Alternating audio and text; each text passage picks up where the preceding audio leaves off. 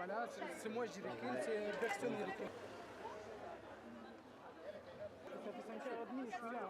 Pour le moment, combien de personnes? Je sais pas, mais... Il n'y a personne qui passe, ça va être vite fait. Moi, j'ai 5 enfants, donc moi,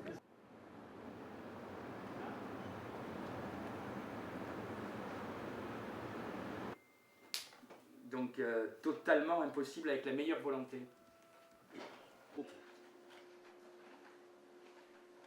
Il y a un vrai problème de fraude documentaire, c'est-à-dire qu'on sait très bien que dans certains pays d'Asie ou d'Afrique, l'Italie a fait une liste, la Belgique a fait une liste, les actes d'état civil ne sont pas toujours vrais, parce que les fonctionnaires sont mal payés, et parce que la corruption est telle qu'il est facile d'acheter un faux acte d'état civil.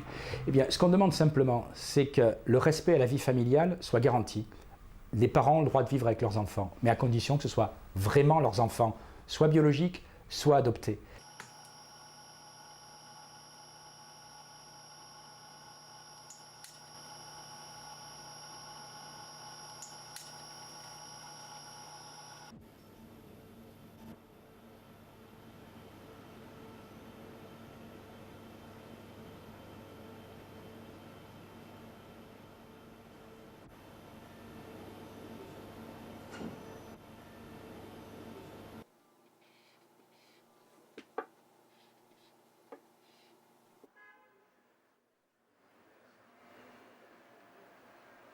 La France devient un État xénophobe dans la mesure où cette mesure de permettre à l'étranger de venir en France à condition de faire un test ADN est absolument insupportable. C'est une mesure discriminatoire, c'est une mesure arbitraire.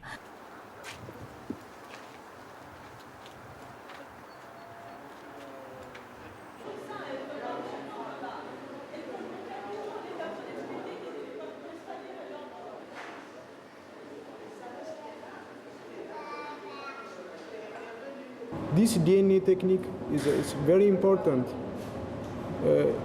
Maybe, for example, it may open a door for other legal immigrants to come to France and blocking the way for illegal immigrants.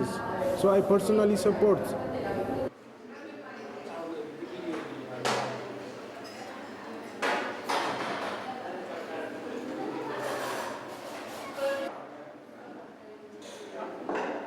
You say now you are going to bring my family, then I can give you my DNA to test my mother or sister, doesn't matter. Où l'enfant est biologique, et dans ce cas-là, on vérifierait l'ADN. Franchement, c'est controversé alors que ça ne pose aucun problème dans 11 pays.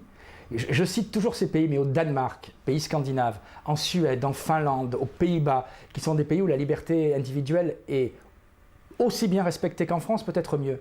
Ça existe depuis des années. Ça existe depuis des années parce qu'on regarde ce qui est pratique avant de faire jouer ses fantasmes. À propos de cette loi? Oui, bien sûr. Pour le moment, c'est volontaire.